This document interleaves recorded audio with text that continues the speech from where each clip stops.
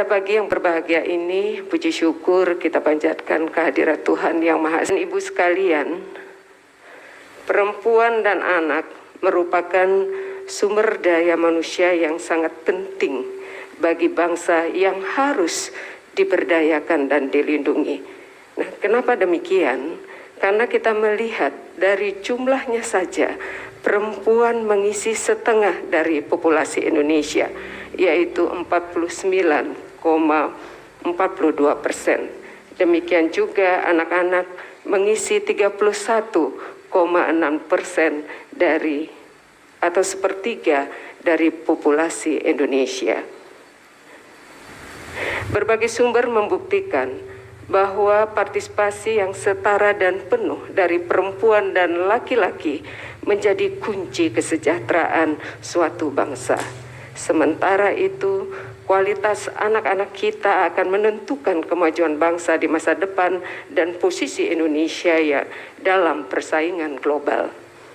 Untuk itu, sudah jelas adanya bahwa mencapai Indonesia yang sejahtera bagi semua di masa kini, demikian juga di masa depan, maka potensi perempuan dan anak harus dimaksimalkan melalui pemenuhan hak, demikian juga pemberdayaan dan perlindungannya. Nah, berbagai hal tersebut sebenarnya sudah diamanatkan ya oleh Konstitusi Undang-Undang Dasar Negara Republik Indonesia tahun 1945, demikian juga dengan peraturan lainnya. Apakah itu melalui CEDAW, kemudian Beijing Platform for Action, demikian juga berkaitan dengan anak-anak dengan Konvensi Hak Anak yang semuanya telah diratifikasi oleh pemerintah dan diturunkan ke dalam berbagai peraturan perundangan lainnya. Perlindungan anak dan kesetaraan gender juga masuk ke dalam berbagai agenda pembangunan berkelanjutan 2030 atau SDGs, khususnya pada tujuan yang kelima, yaitu mencapai kesetaraan gender dan memberdayakan kaum perempuan dan anak. Adapun tujuan kelima ini cukup spesial karena merupakan bagian dari prinsip no one left behind yang harus dilaksanakan agar dapat mencapai seluruh tujuan daripada SDGs. Bapak Ibu yang kami hormati, karena ini adalah pertemuan yang komprehensif sekali, ada kementerian lembaga, demikian juga kepala dinas dari 3 kementerian dan lembaga, dan tentunya yang sangat membahagiakan di sini ada hampir 3.800 lebih kepala desa perempuan.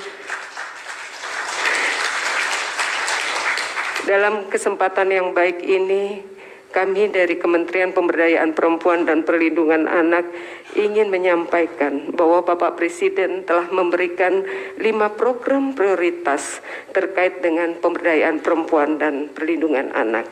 Di antaranya adalah pemberdayaan perempuan dalam kewirausahaan yang berperspektif gender, peningkatan peran ibu dan keluarga dalam pendidikan dan pengasuhan, penurunan kekerasan terhadap perempuan dan anak, penurunan pekerja anak, demikian juga pencegahan perkawinan anak.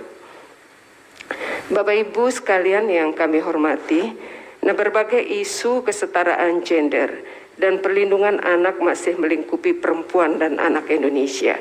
Mohon maaf, pada kesempatan ini saya menyampaikan kondisi perempuan dan anak yang secara umum dulu. Nanti apa yang harus diselesaikan oleh kepala desa, nanti kita akan bicarakan secara teknis. Nah, berbagai isu kesetaraan gender dan perlindungan anak masih melingkupi perempuan dan anak Indonesia. Baik ketika kita melihat dari Indeks Pembangunan Manusia yang mengukur kualitas hidup manusia dari aspek pendidikan, kesehatan, ekonomi. Nah, di sana kita melihat IPM antara kesenjangan IPM antara laki-laki dan perempuan itu masih sangat menganga besar. Nah, ini menjadi PR kita bersama. Demikian juga ketika kita melihat indeks pembangunan gender. yang membandingkan IPM perempuan dan laki-laki, serta ketika kita mengindeks pemberdayaan gender yang mengukur peran aktif perempuan terutama dalam politik, semuanya menunjukkan bahwa kesetaraan yang diimpikan hingga saat ini belum pernah sepenuhnya tercapai. Nah, ini menjadi PR-PR kita bersama untuk kita selesaikan, karena diskriminasi, stigmatisasi, stereotip, bahkan kekerasan masih menghantui perempuan. Sementara itu, indeks perlindungan anak, ya, kalau kita melihat IPA pada tahun 2020 baru menunjukkan angka 66,86 yang nyatanya masih sangat jauh dari target. Bahkan di tahun yang sama, indeks perlindungan khusus anak mengalami penurunan dibandingkan tahun sebelumnya.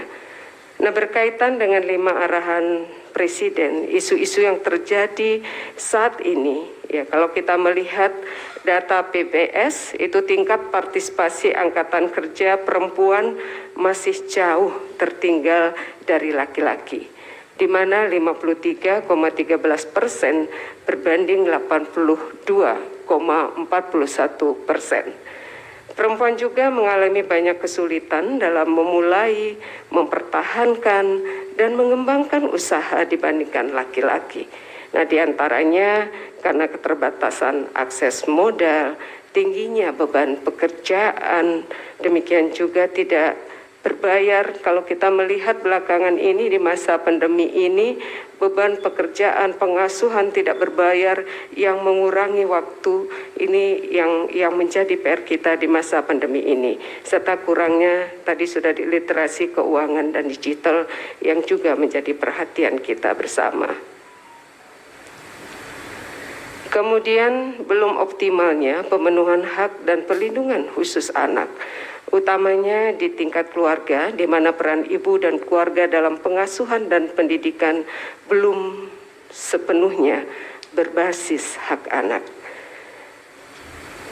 Kemudian perempuan dan anak sangat rentan mengalami kekerasan berbasis gender, baik dalam ranah online maupun offline. Berdasarkan survei pengalaman hidup perempuan nasional tahun 2016 misalnya, 1 dari 3 perempuan usia 15 sampai 64 tahun pernah mengalami kekerasan fisik dan atau seksual oleh pasangan dan selain pasangan selama hidupnya. Demikian juga ketika kita melihat catatan tahunan tahun 2000 dari Komnas Perempuan. Nah, ini sangat menyayangkan sekali, kekerasan terhadap perempuan di Indonesia itu meningkat hampir 8 kali lipat. Sementara itu, berdasarkan survei nasional pengalaman hidup anak dan remaja tahun 2018, itu ditemukan bahwa 2 dari 3 anak laki-laki dan perempuan berusia 13 sampai 17 tahun pernah mengalami salah satu kekerasan dalam hidupnya, baik itu kekerasan fisik, seksual maupun emosional. Dan secara online, berdasarkan survei daripada Plan Internasional tahun 2020, dari 500 responden perempuan Indonesia berusia 16 sampai 25 tahun, itu sebanyak 32% mengaku pernah mengalami kekerasan berbasis gender online di media sosial, dan 56% atau kita melihat anak perempuan dan perempuan muda lainnya itu mengalami kekerasan berbasis gender online. Nah, di sini kalau kita melihat datanya memang cukup tinggi, ya, itu masih 32% dan 56% ini pernah atau melihat anak perempuan dan perempuan muda lainnya mengalami kekerasan berbasis gender online. Demikian juga karena ini menjadi PR kami di Kementerian Pemberdayaan Perempuan dan Perlindungan Anak yang harus kita selesaikan, itu masih tingginya ini adalah usia anak 10 sampai 17 tahun itu masih bekerja. Ya ini yang kita sangat sayangkan, ini angkanya cukup tinggi, ini 6,35%.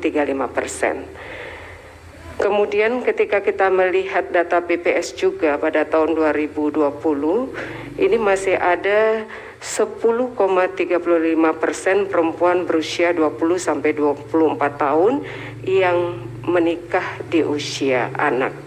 Nah ini kalau tadi kami menyampaikan data-data baik itu adalah berdasarkan data indeks, kemudian survei, kemudian juga dari survei-survei beberapa lembaga, permasalahan perempuan dan anak apalagi di masa pandemi ini adalah permasalahan yang semakin besar yang menjadi PR kita untuk kita selesaikan. Nah, pada kesempatan ini kita sangat paham sekali bahwa untuk menyelesaikan permasalahan-permasalahan itu kita bisa mulai dari tingkat akar rumput, yaitu mulai desa.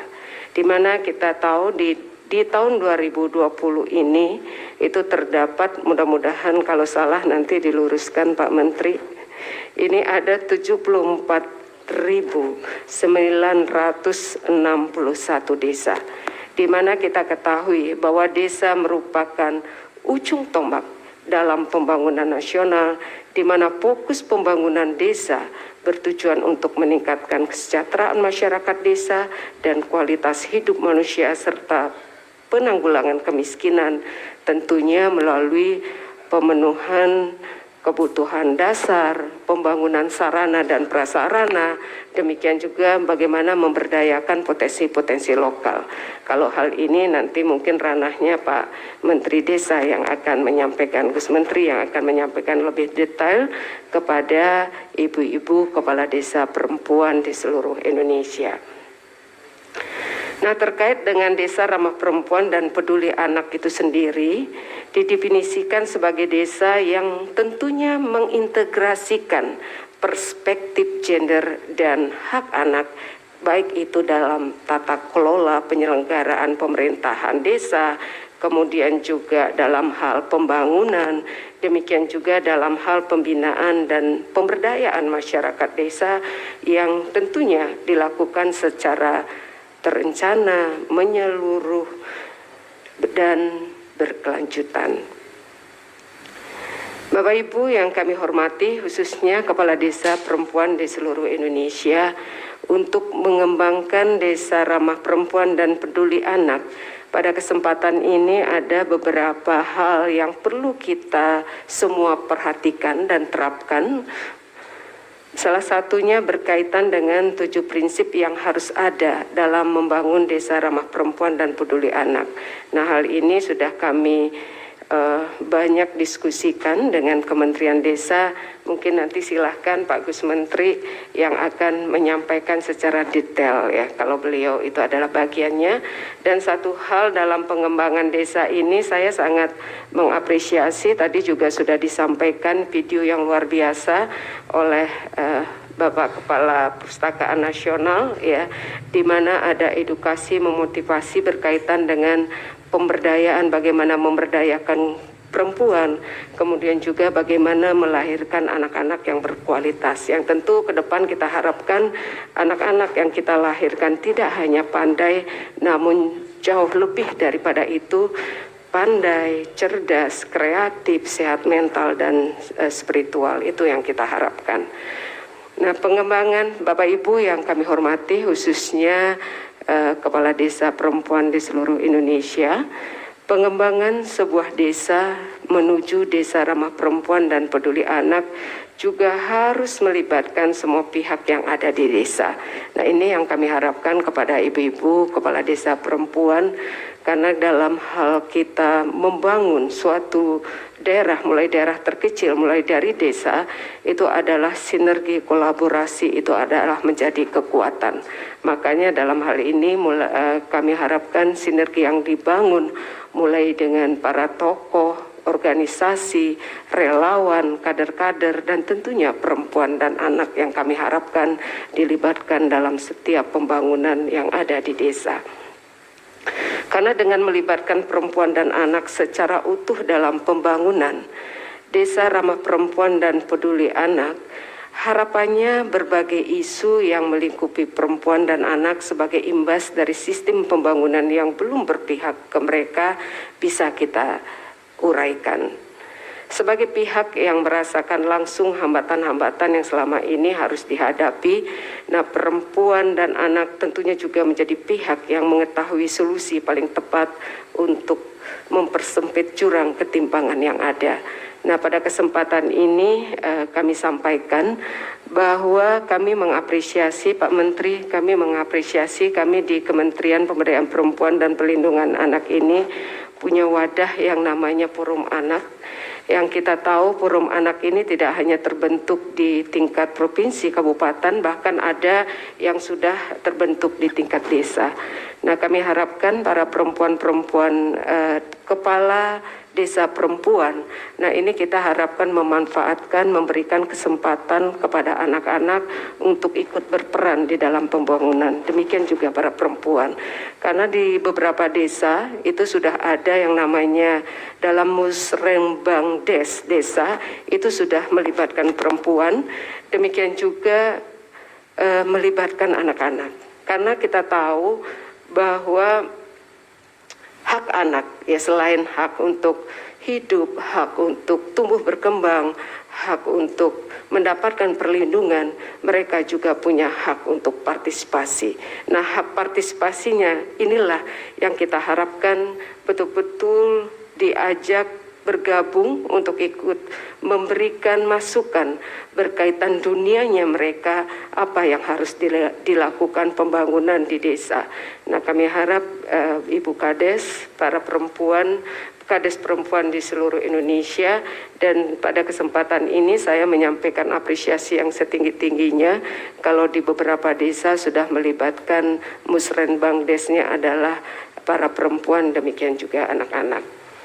Dan tentunya pada akhirnya keberhasilan dari pembangunan dan pengembangan Desa Ramah Perempuan dan Peduli Anak akan terlihat, yang kita harapkan ke depan itu adalah akan terlihat sejauh mana kebijakan di desa mengatur tentang implementasi Desa Ramah Perempuan dan Peduli Anak itu adalah meningkatnya perempuan wirausaha di desa, yang dimana kami di kementerian ini terkait dengan pemberdayaan perempuan di bidang kewirausahaan ini, kami fokuskan kepada perempuan penyintas, baik itu bencana maupun kekerasan, demikian juga perempuan kepala keluarga dan perempuan prasejahtera. Demikian juga meningkatnya keterwakilan perempuan di struktur desa maupun badan permusyawaratan desa, itu yang kita harapkan. Makanya mohon izin Pak Menteri, kenapa hari ini kita dorong, kita percepat ada pertemuan dengan kepala desa perempuan. Nah, kita harapkan melalui kepala desanya perempuan ini akan memotivasi untuk tumbuhnya partisipasi perempuan di desa. Kemudian juga meningkatnya peran ibu dan keluarga dalam pengasuhan dan pendidikan anak, dan tidak ada lagi anak yang bekerja, dan tentunya di desa itu tidak ada perkawinan anak. Kita bisa melakukan pencegahan perkawinan anak, ya, bahwa di desa itu tidak ada perkawinan anak. Bapak dan Ibu sekalian, pelibatan perempuan dan anak secara penuh sebagai aktor dan adanya strategi pembangunan Desa Ramah Perempuan dan Peduli Anak tidaklah cukup tanpa dukungan dan bantuan dari seluruh pemangku kepentingan terkait, khususnya dalam mengawal implementasi program dan memastikan semua strateginya berjalan sebagaimana yang kita semua harapkan. Nah, melalui rapat koordinasi nasional persiapan pelaksanaan Desa Ramah Perempuan dan Peduli Anak ini, saya mengajak Bapak Ibu yang sudah hadir di sini, baik daring maupun luring, untuk membangun sinergi dan kerja nyata kita bersama dalam rangka pemberdayaan perempuan dan anak lewat pembangunan Desa Ramah Perempuan dan Peduli Anak. Nah, tadi di awal Rakornas ini kita sudah mengukuhkan pimpinan tinggi perempuan, ya Ikatan Pimpinan Tinggi Perempuan. Kami tunggu kerja-kerja nyata karena para pimpinan tinggi perempuan ini yang tersebar di kementerian lembaga terkait. Nah, ini adalah juga merupakan kekuatan-kekuatan untuk memberdayakan perempuan di seluruh Indonesia. Mari kita berbagi potensi-potensi program-program yang ada di kementerian lembaga terkait untuk kita implementasikan di masyarakat untuk mempercepat dan menjawab PR-PR yang semakin lebar akibat pandemi COVID-19 ini. Akhir kata, mari kita bergandengan tangan, kita berkolaborasi, kita bekerja sama, bukan sama-sama bekerja, tapi kita bekerja sama, menyatukan visi kita untuk memberdayakan perempuan dan melindungi anak-anak di seluruh Indonesia. Untuk mewujudkan perempuan berdaya, anak terlindungi, Indonesia maju.